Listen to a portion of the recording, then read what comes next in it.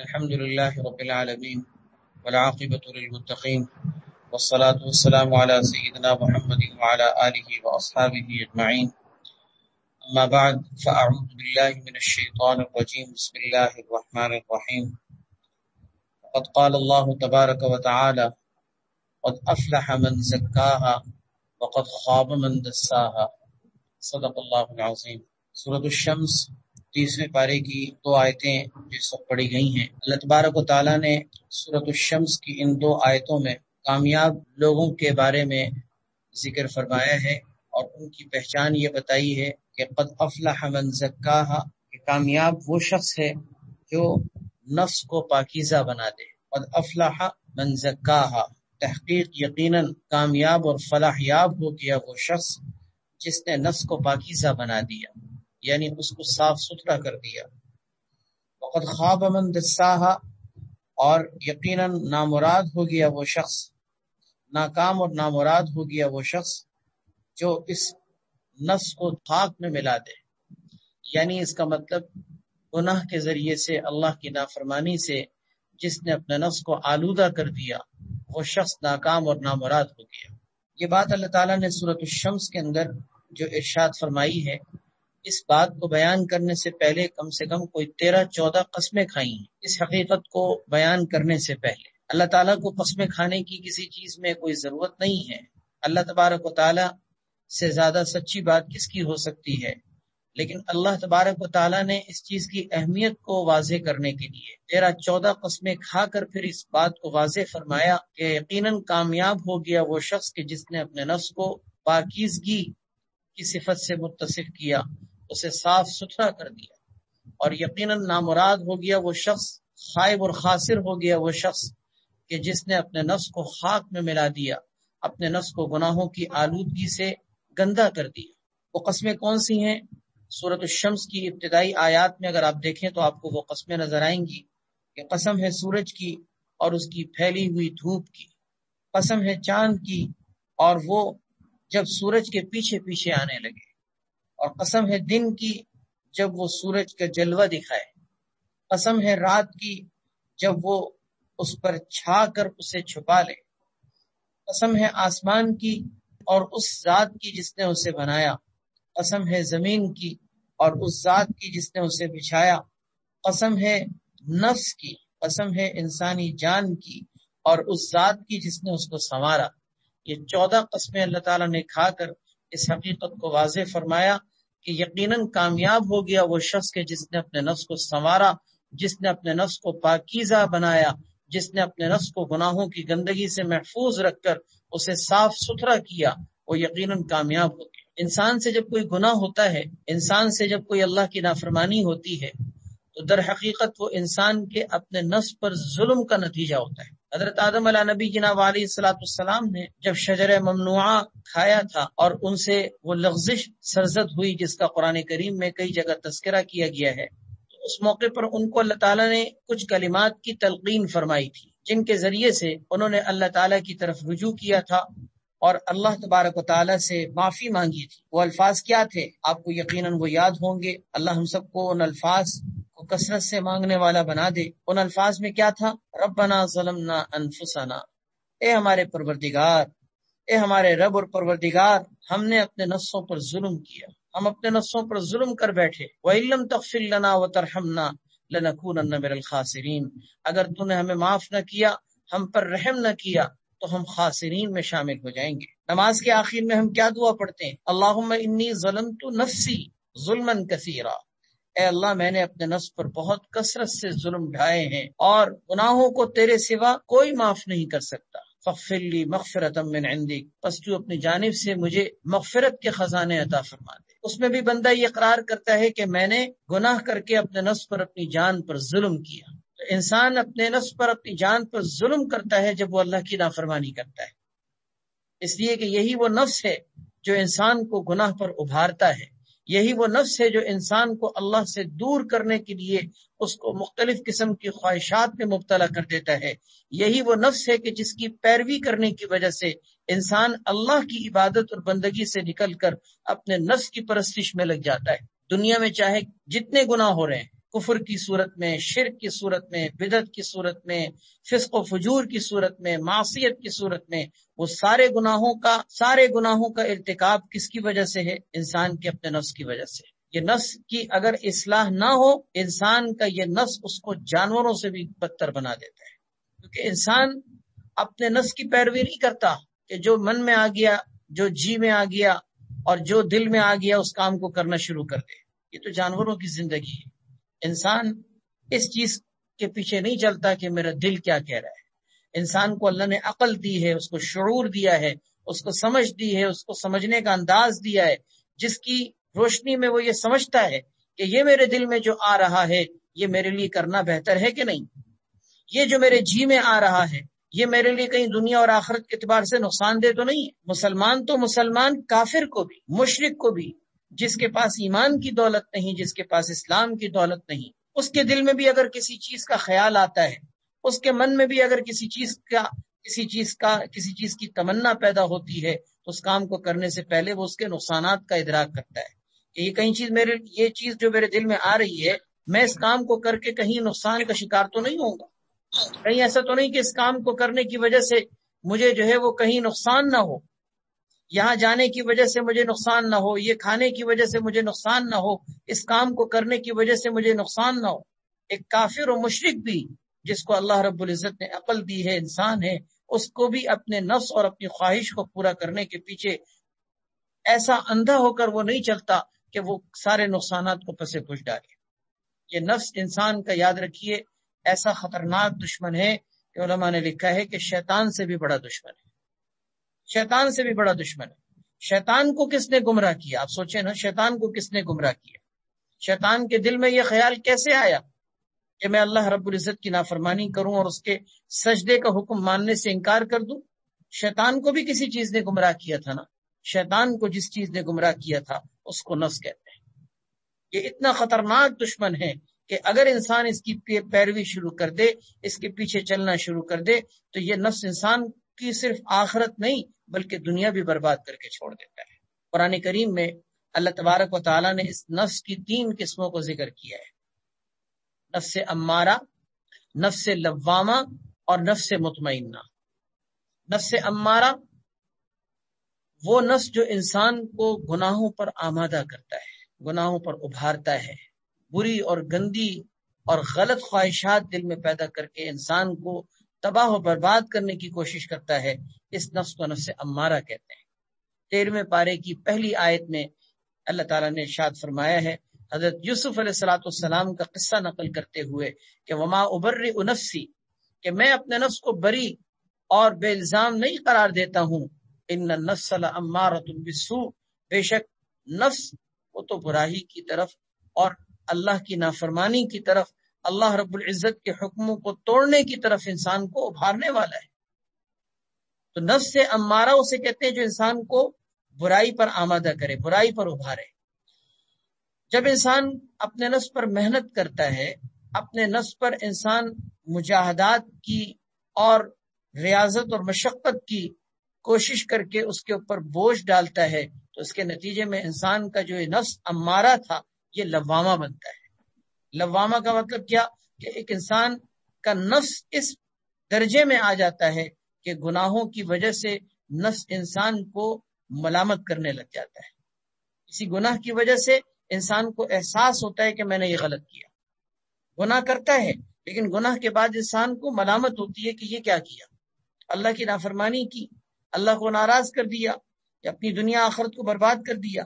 یہ جو ملامت دل میں پیدا ہو رہی ہے، یہ جو احساس پیدا ہو رہا ہے، یہ جو دل میں ایک احساس پیدا ہو رہا ہے، اس کو نفس لوامہ کہتے ہیں۔ اس کا تذکرہ سورہ قیامہ میں 29ویں پارے کے آخر میں اللہ تعالیٰ نے ارشاد فرمایا، وَلَا أُقْسِمُ بِالنَّفْسِ اللَّوَّامَةِ، اللہ تعالیٰ نے قسم کھائی ہے، فرمایا کہ میں قسم کھاتا ہوں نفس لوامہ کی، اس نفس کی جو انسان کو ملامت کرنے والا ہے۔ انسان مزید اس پر محنت کرے، مزید مجاہدات کی بھٹی سے گزرے، مزید اس نفس پر مجاہدات اور مشقتوں کا بوجھ ڈالے، تو پھر یہ نفس لوامہ ایک سٹیپ اور آگے بڑھتا ہے، ایک سٹیپ اور آگے بڑھتا ہے، اور اس مرحلے پر پہنچ کر وہ بنتا ہے نفس مطمئنہ۔ اللہ ہم سب کو وہ نفس مطمئنہ نصیب فرمائے۔ نفس مطمئنہ جس کا تذکرہ 30ویں پارے میں اللہ تعالیٰ نے سورۃ الفجر کے اندر کیا ہے. اللہ تعالیٰ فرماتے ہیں یا ایتھا النفس المطمئنہ، یا ایتھا النفس المطمئنہ، اے نفس مطمئنہ، ارجعی الی ربک راضیۃ مرضیہ، اے نفس مطمئنہ تو اپنے پروردگار کی طرف لوٹ جا، تو اپنے پروردگار کی طرف لوٹ جا، راضیۃ مرضیہ، اس حال میں کہ تو اس سے راضی ہو اور وہ تجھ سے راضی ہو. فادخلی فی عبادی، اور تو شامل ہو جا میرے نیک بندوں میں، وادخلی جنتی، اور تو داخل ہو جا میری جنت میں. یہ بالکل آخری آیات میں سورۃ الفجر کے اندر اللہ تعالیٰ ارشاد فرما رہے ہیں یہ نفس مطمئنہ انسان کا پھر تیسرے مرحلے پر جا کر اس قابل ہو جاتا ہے کہ اللہ تعالیٰ کی طرف سے اس کو جنت کی بشارت ملتی ہے. یہ نفس کے مختلف مراحل ہیں جس کا قرآن میں تذکرہ ہے. سب سے پہلے نفس امارہ، محنت کر کے اس پر نفس لوامہ اس کو بنایا جا سکتا ہے، اور مزید محنت کی جائے تو اس کو نفس مطمئنہ بنایا جا سکتا ہے.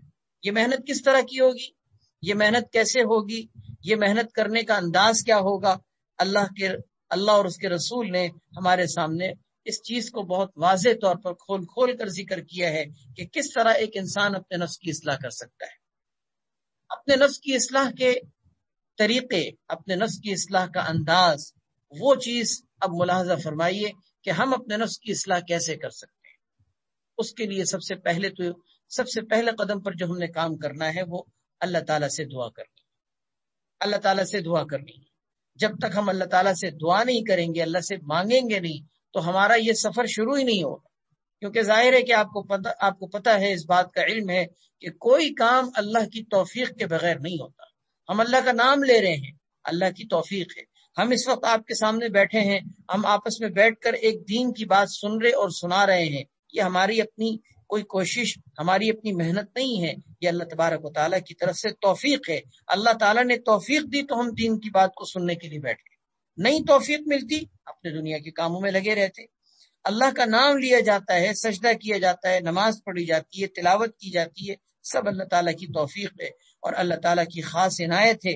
اس لیے بندے کو اللہ تعالیٰ سے توفیق مانگنا نہیں بلکہ مانگتے رہنا چاہیے. نفس کی اصلاح کا سب سے پہلا طریقہ یہ کہ انسان اللہ سے اپنے نفس کی اصلاح کا سوال کرے، دعا مانگے، گڑ گڑائے کہ اللہ میرا نفس بے قابو ہو رہا ہے، میرا نفس شتر بے مہار ہے، میرا نفس مجھے حیوانیت اور جانوروں کے راستے پہ ڈال رہا ہے. اگر تو نے میرے اس نفس کی اصلاح نہ کی، اگر تو نے میرے اس نفس کا تزکیہ نہ کیا تو اللہ یہ نفس مجھے تباہ کر دے گا. اس نے تو شیطان کو بھی نہیں چھوڑا، اللہ یہ مجھے کہاں چھوڑے گا. اللہ یہ نفس مجھ پر حاوی ہو رہا ہے، اللہ تو مجھے اس پر حاوی کر دے، اس کو مجھ پر حاوی نہ ہونے دے. اس انداز سے اللہ سے مانگے. عربی میں اس کے لیے بڑی پیاری دعائیں اللہ کے نبی صلی اللہ علیہ وسلم نے ہمیں تلقین فرمائی ہیں. اللہم آتی نفسی تقواہا، اے اللہ مجھے میرے نفس کا تقوی عطا فرما. اللہم آتی نفسی تقواہا، اے اللہ مجھے میرے نفس کا تقوی عطا فرما دے. وزکیہا، اور اللہ تو اس نفس کو پاکیزہ کر دے، اس کو پاک اور صاف و ستھرا کر دے.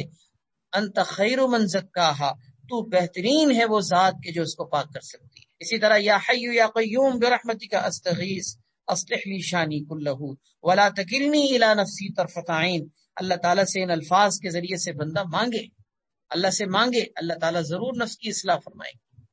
تو سب سے پہلے نمبر پر کرنے کا کام یہ ہے کہ اللہ تبارک و تعالیٰ سے اپنے نفس کی اصلاح کا سوال کرنا، دعا مانگنا کہ اللہ میرے نفس کی اصلاح کر دے. دوسرے نمبر پر نیک صحبت اختیار کرنا. نیک صحبت اختیار کرنا، اللہ کے نیک بندوں کی صحبت سے انسان کو اللہ والوں کی صحبت کے نتیجے میں اپنے نفس کی گندگی پتہ چلتی ہے کہ میرے نفس مجھے کہاں کہاں گمراہ کر رہا ہے. ورنہ تو بعض اوقات انسان کا نفس اس کو گناہوں کے راستے پہ ڈال رہا ہوتا ہے اور پتہ بھی نہیں ہوتا، احساس بھی نہیں ہوتا، شعور بھی نہیں ہوتا کہ یہ میں کیا کر رہا ہوں، پتہ بھی نہیں ہوتا. کیونکہ انسان بعض اوقات ایسی حالت میں ہوتا ہے کہ وہ اپنے گناہ کے کام کو، اپنے برائی کے کام کو بھی نیک سمجھ کے کر رہا ہوتا ہے. ایسے لوگ دنیا میں کتنے ہی ہیں کہ جو گناہوں کے کاموں میں پڑے ہوئے ہیں لیکن ان کے سامنے ان کا گناہ واضح نہیں ہے. وہ اپنے گناہ کو نیکی کا کام سمجھ کے کر رہے ہیں. بدعات کا راستہ کیا ہے؟ یہی تو ہے کہ ایک انسان بدعت کے کام میں، گناہ کے کام میں، اللہ کی نافرمانی کے کام میں لگا ہوا ہے لیکن اپنے آپ کو صحیح سمجھ رہا ہے. سورہ کہف کے آخری رکوع میں آپ دیکھیے اللہ تعالیٰ نے ایسے لوگوں کے بارے میں فرمایا کہ یہ لوگوں میں اعمال کے اعتبار سے سب سے زیادہ خسارے میں قل هل ننبئکم بالاخسرین اعمالا، اے نبی کہہ دیجئے کہ کیا میں تمہیں سب سے زیادہ اعمال کے اعتبار سے خسارے والے لوگوں کا بتاؤں؟ پھر فرمایا الذین ضل سعیہم فی الحیاۃ الدنیا، وہ لوگ کہ جن کی ساری کوششیں رائگاں ہو گئی دنیا کی زندگی میں، وہم یحسبون انہم یحسنون صنعا، اور وہ یہ گمان کیے بیٹھے رہے کہ وہ نیک کام کر رہے ہیں۔ تو بعض اوقات انسان کی آنکھوں پہ ایسے پردے پڑے ہوئے ہوتے ہیں کہ اسے اس بات کا احساس و شعور نہیں ہو پاتا کہ میں کیا کر رہا ہوں، گناہ کے راستے پہ چل رہا ہوتا ہے اور اپنے آپ کو نیکی کے راستے پہ چلنے والا سمجھتا ہے۔ اللہ کے نیک بندوں کی صحبت سے انسان کو یہ معلوم ہوتا ہے کہ یہ صحیح ہے، یہ غلط ہے۔ یہی وجہ ہے کہ حضرات صحابہ کرام رضی اللہ تعالیٰ عنہ مجمعین کے سامنے صرف قرآن نازل نہیں ہوا، بلکہ اس قرآن پر عملی زندگی کیسے گزاری جائے گی، اس قرآن پر کس طریقے سے عمل کیا جائے گا، اس کے لیے اللہ کے نبی صلی اللہ علیہ وسلم کی صورت میں پریکٹیکلی نمونہ، ایک عملی نمونہ پیش کیا گیا کہ نبی کریم صلی اللہ علیہ وسلم کی صورت میں، نبی علیہ الصلوۃ والسلام کی سیرت میں صحابہ کرام کو عملی طریقہ بتایا گیا کہ کس طریقے سے زندگی گزاری جائے گی۔ اگر تم نے دیکھنا ہے تو نبی کی زندگی کو دیکھو۔ صحابی کو صحابی کیوں کہتے ہیں؟ آپ اس لفظ صحابی پہ غور کریں۔ صحابی صحبت سے ہے، صحابیت کا مطلب یہی ہے کہ ان کو اللہ کے نبی صلی اللہ علیہ وسلم کی عظیم صحبت کی نعمت ملی، جس کے نتیجے میں اللہ نے ان کو وہ مقام عطا فرمایا کہ کوئی ولی، بڑے سے بڑا ولی بھی ان کے پاؤں کی خاک کے برابر بھی نہیں پہنچ سکتا۔ اور یہی طریقہ ہر دور میں، ہر زمانے میں منتقل ہوتا ہوا چلا آ رہا ہے۔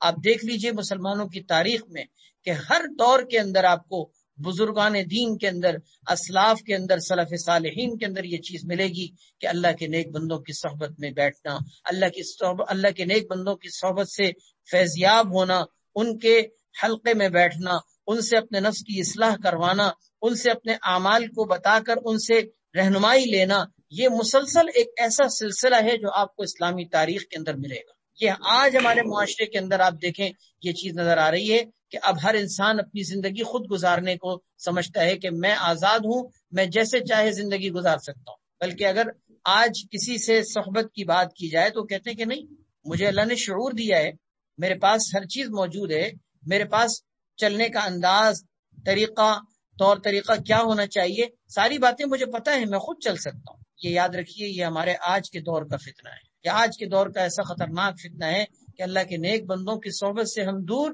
اپنی زندگی خود آزادانہ گزارنے کو ہم سمجھتے ہیں کہ ہم اس میں کامیاب ہو سکتے ہیں۔ کسی اللہ والے کی صحبت، کسی نیک اللہ والے کی صحبت سے فیضیاب ہونا یہ بہت ضروری ہے۔ اب اس کی ایک چھوٹی سی مثال میں دیتا ہوں۔ یہ ہماری مجلس ہے، ہم اس مجلس میں بیٹھتے ہیں، ہم دین کی باتیں سنتے ہیں، کچھ خیر کی باتیں سنانے کا موقع ملتا ہے، ہمیں کتنا فائدہ ہوتا ہے، ہمیں ایمان کی کتنی تجدید محسوس ہوتی ہے، ہمارے ایمان میں کتنی تازگی اور فرحت محسوس ہوتی ہے۔ یہ کیا ہے؟ یہ اللہ کے نیک بندوں کی صحبت ہے کہ میں آپ کی صحبت میں بیٹھ کر فائدہ حاصل کر رہا ہوں، ہم سب یہاں بیٹھ کر ایک دوسرے کی صحبت سے فائدہ حاصل کر رہے ہیں۔ ایمان والے جب بیٹھ کر ایمان کے تذکرے کرتے ہیں، اللہ اور رسول کی باتیں کرتے ہیں، تو جس طرح ہر چیز میں ایک تازگی آتی ہے، اسی طرح ایمان میں بھی تازگی آتی ہے۔ صحابہ کرام کے بارے میں آتا ہے کہ ایک دوسرے سے ملاقات کرتے ہوئے کہتے تھے، آؤ ذرا بیٹھ کر کچھ ایمان کو تازہ کر لیں، آؤ ذرا بیٹھ کر ایمان کو کچھ تازہ کر لیں۔ تو اپنے نفس کی اصلاح کے لیے بہتر سے بہتر انداز ایک یہ ہے کہ آپ اللہ والوں کی صحبت اختیار کریں، اللہ والوں کی صحبت، اللہ کے نیک بندوں کی صحبت۔ دو طریقے ہو گئے۔ تیسرا طریقہ نفس کی اصلاح کا یہ ہے کہ آپ اپنے نفس کے ساتھ کچھ مجاہدات کا معاملہ رکھیں۔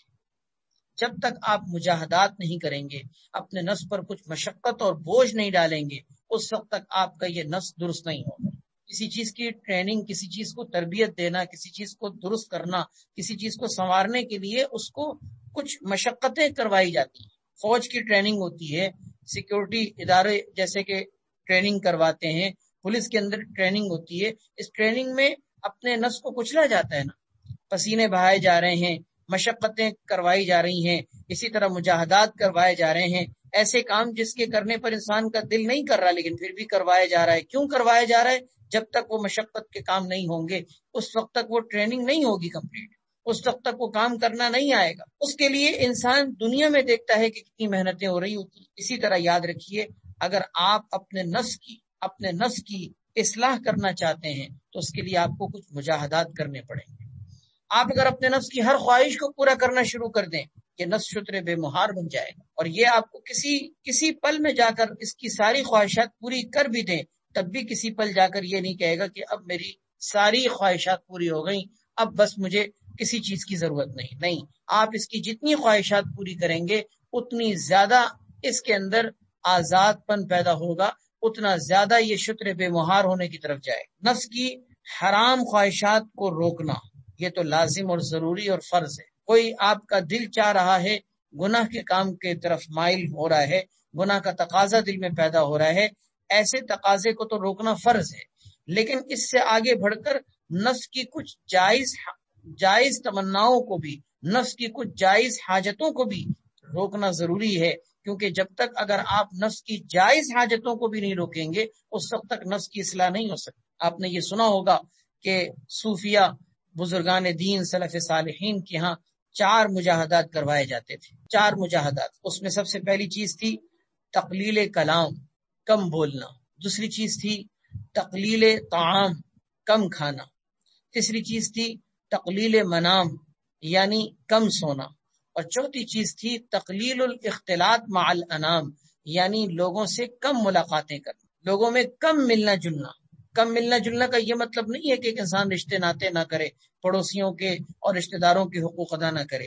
کم ملنے جلنے کا مطلب یہ ہے کہ اپنے تعلقات کو بہت زیادہ وسیع نہ کریں، اپنے تعلقات کو بہت زیادہ وسیع نہ کریں کہ آپ کے پاس ٹائم ہی نہیں ہوگا نماز پڑھنے کا، آپ کے پاس ٹائم ہی نہیں ہوگا اپنے نفس کی اصلاح کرنے کا، آپ کے پاس ٹائم ہی نہیں ہوگا تلاوت کرنے کا، آپ کے پاس ذکر کرنے کا وقت نہیں ہوگا، کیونکہ آپ کے تعلقات کی وسعت اتنی ہے کہ آپ کے لوگوں کا، آپ کے دوستوں کا، آپ کی گیدرنگ کا دائرہ اتنا وسیع ہو چکا ہے کہ آپ اسی میں ہی اپنی زندگی گزارنے میں لگے۔ آج کے زمانے کا تو آپ نے سنا ہوگا، یہ انداز دیکھا ہے، ایک ٹرینڈ چل پڑا ہے کہ جتنے بھی لوگوں کے زیادہ فرینڈز ہوں گے، جتنا اس کا دائرہ دوستوں کا وسیع ہوگا، اتنا زیادہ وہ سمجھا جاتا ہے کہ یہ بہت، اس کے تو فالوورز اتنے ہیں، اور اس کے تو یہ چاہنے والے اتنے ہیں، اور اس کی تو گیدرنگ ایسے لوگوں کے ساتھ ہے۔ یہ چیز ہمارے معاشرے میں اب سمجھی جاتی ہے کہ ایک انسان کی عزت اور اس کے اسٹیٹس کی نشانی ہوتی ہے، حالانکہ ہمارے اکابرین سلف صالحین کا طریقہ یہ نہیں تھا۔ اپنے تعلقات کو محدود رکھنا، اپنے تعلقات کو محدود رکھنا، اور جتنا تعلقات محدود ہوں گے اتنا آپ اپنی ذات کے لیے وقت نکالیں گے، اپنے گھر والوں کے لیے وقت نکالیں گے، اپنی اصلاح کے لیے وقت نکالیں گے، اپنی تلاوت کے لیے، ذکر کے لیے، دعاؤں کے لیے، اللہ کی طرف رجوع کرنے کے لیے، آخرت کی فکر کے لیے وقت نکالیں گے، ورنہ آپ کے پاس تو نماز کا بھی ٹائم نہیں ہو۔ یہ 4 مجاہدات، تقلیل کلام، کم بولنا، تقلیل طعام، کم کھانا، تقلیل منام، کم سونا، اور تقلیل الاختلاط مع الانام یعنی اپنے تعلقات کو محدود رکھنا، یہ 4 مجاہدات حضرات صوفیہ نے ذکر کیے ہیں، اور یہ چاروں مجاہدات باقاعدہ قدیم زمانے سے سلف صالحین کے حلقہ ارادت کے اندر یہ کثرت سے پائے جاتے تھے، اور باقاعدہ اس مجاہدات سے گزارا جاتا تھا۔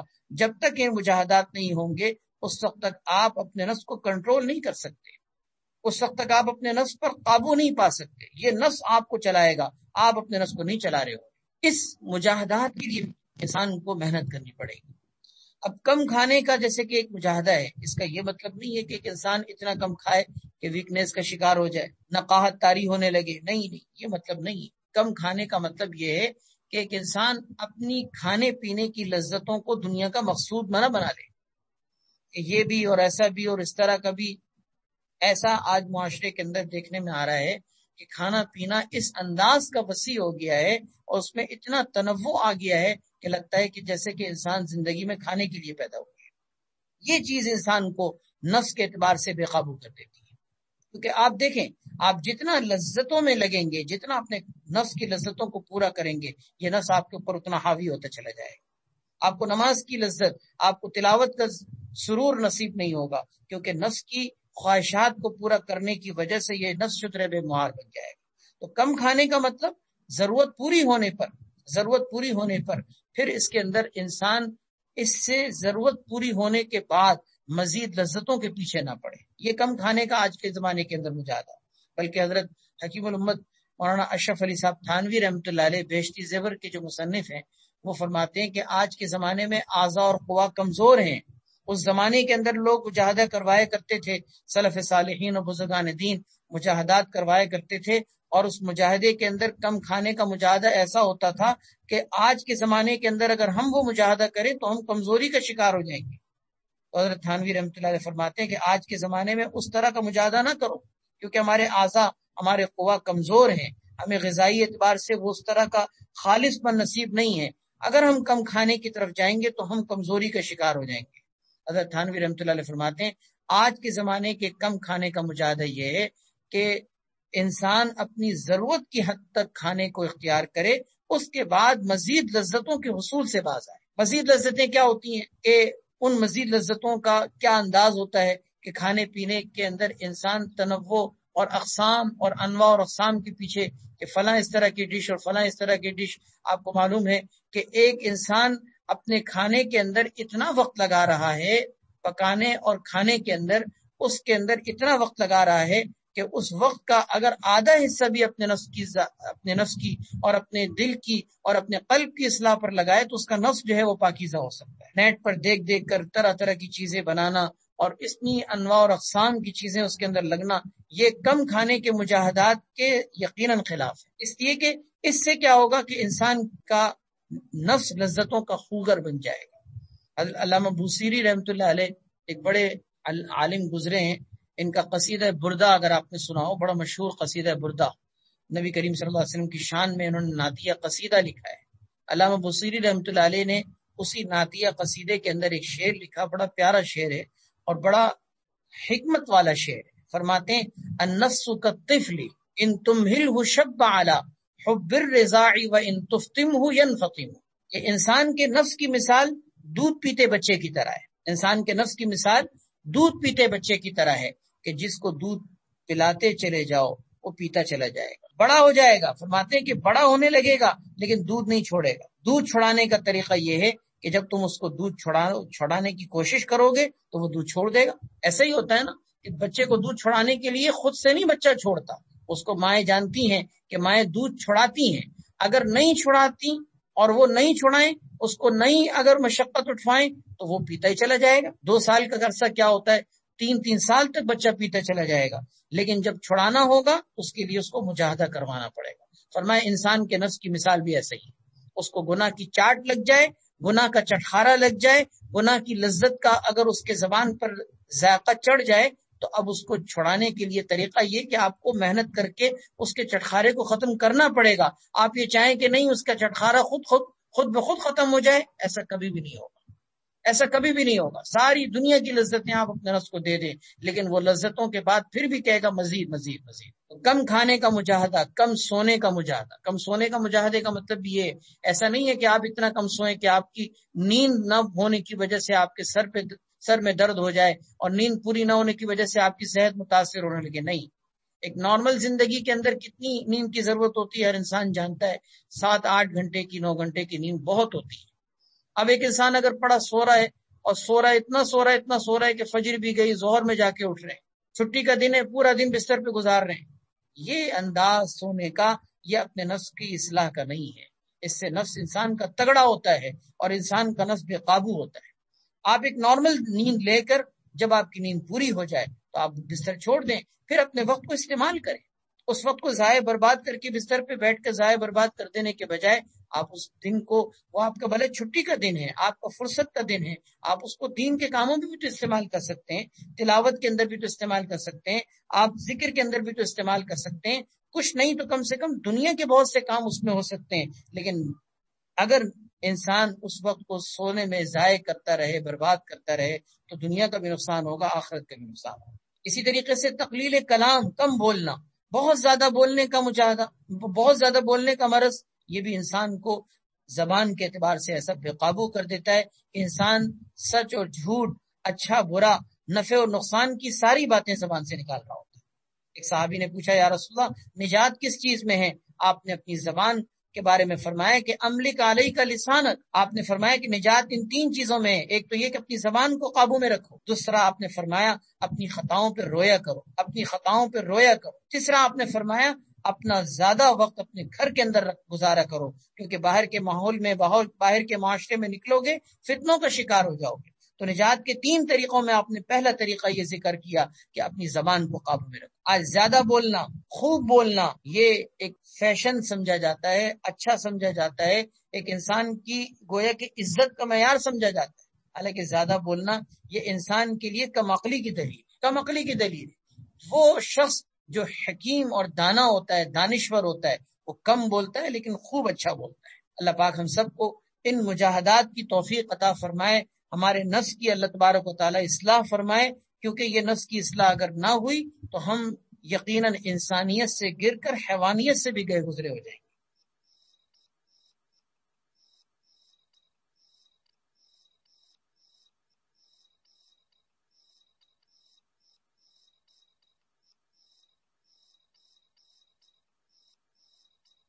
اللہ پاک ہم سب کو توفیق عطا فرمائے، خیر کی جو باتیں سننے کو کہنے کو ملی اللہ پاک ہمارے دلوں میں اتار دے، ہماری عملی زندگی میں اس کو نافذ کر دے۔ اللہ تبارک و تعالی ہماری اس مجلس کو قبول فرمائے، دعا فرما لیں۔ اللہ تبارک و تعالی جو کچھ کہا سنا گیا اس پر ہم سب کو عمل کی توفیق عطا فرمائے۔ الحمدللہ رب العالمین والعاقبۃ للمتقین والصلاة والسلام علی سید الانبیاء والمرسلین وعلی آلہ وصحبہ اجمعین۔ اللهم انا نسألك من الخير كله عاجله وآجله ما علمنا منه وما لم نعلم ونعوذ بك من الشر كله عاجله وآجله ما علمنا منه وما لم نعلم اللهم انا نعوذ بك من زوال نعمتك وتحول عافيتك وفجاءة نقمتك وجميع سخطك۔ یا اللہ ہم سب کو یا رب العالمین ہدایت نصیب فرما۔ اے اللہ ہم ہدایت کے متلاشی، ہدایت کے متمنی ہیں، ہدایت کے محتاج ہیں۔ اے رب کریم اپنے فضل و کرم سے ہم سب کو یا اللہ اعلیٰ درجے کی ہدایت نصیب فرما۔ یا اللہ ہم سب کی کمزوریوں کو دور فرما، ہماری خامیوں کی اصلاح فرما، ہماری کوتاہیوں کو معاف فرما، دین و دنیا کی ہر خیر عطا فرما، ہر شر سے، ہر برائی سے، ہر تکلیف سے، ہر بیماری سے، ہر مصیبت سے، ہر پریشانی سے، ہر آفت سے، ہر بلا سے ہم سب کی حفاظت فرما۔ یا اللہ نت نئی پیدا ہونے والی طرح طرح کی بیماریوں سے ہم سب کی، ہمارے بچوں کی، ہماری نسلوں کی بھی حفاظت فرما۔ یا اللہ طرح طرح کے پیدا ہونے والے فتنوں سے ہمیں محفوظ فرما۔ اے رب کریم مال کے فتنے سے، اولاد کے فتنے سے، یا اللہ جائیداد کے فتنے سے، عورت کے فتنے سے، زر زمین کے فتنے سے، سونا چاندی کے فتنے سے، اور سب سے خطرناک فتنہ دجال کے فتنے سے ہم سب کی حفاظت فرما۔ اے اللہ ہم جس معاشرے میں رہ رہے ہیں، جس ماحول میں جی رہے ہیں، یا اللہ اس میں دین پر چلنا مشکل ہے یا اللہ، لیکن اگر آپ ہمارے لیے دین کے راستے پر چلنے کی ہمارے لیے توفیق کے دروازے کھول دیں تو کوئی مشکل نہیں ہے۔ اے اللہ آپ اپنی توفیق خاص سے ہم سب کو دین پر چلنے کی توفیق عطا فرما۔ اے اللہ ہم سب کے لیے یا اللہ ہم سب کے لیے دین پر چلنے کو آسان فرما دے۔ یا اللہ ہم سب کو ہر طرح کے ماحول و معاشرے کے اندر پھیلے ہوئے گناہوں سے بچا لیجیے۔ یا اللہ ہم میں، ہمارے گھر والوں میں، رشتہ داروں میں، یا اللہ جو لوگ بھی بیمار ہیں سب کو شفائے کلی نصیب فرما۔ یا اللہ ہم میں، ہمارے گھر والوں میں، رشتہ داروں میں جو لوگ بھی پریشان ہیں سب کی پریشانیوں کو دور فرما۔ یا اللہ اس وبائی مرض سے یا اللہ ہم سب کو محفوظ فرما۔ یا اللہ جو مبتلا ہیں انہیں عافیت نصیب فرما، بیماروں کو شفائے کلی نصیب فرما، کمزوروں کو قوت عطا فرما۔ یا اللہ یا رب العالمین اپنے فضل و کرم سے ہم سب کے دلوں میں جو موجود حاجتیں ہیں، جو نیک تقاضے ہیں، یا اللہ نیک تمنائیں ہیں، یا اللہ ان کو عافیت کے ساتھ پائے تکمیل تک پہنچا۔ سبحان ربک رب العزت عما یصفون وسلام علی المرسلین والحمد للہ رب العالمین برحمتک یا ارحم الراحمین۔